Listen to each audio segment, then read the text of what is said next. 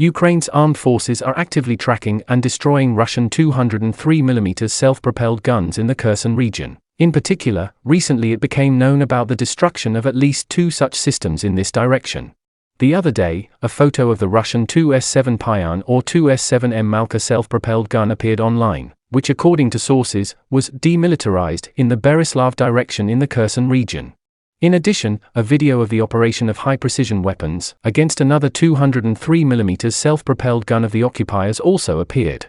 At the same time, in the accompanying caption to the video, it is noted that the 2C7 Pion or 2C7M Malka was hit in the Kherson region in the direction of Novopetrivsk, probably by a high-precision M982 Excalibur projectile.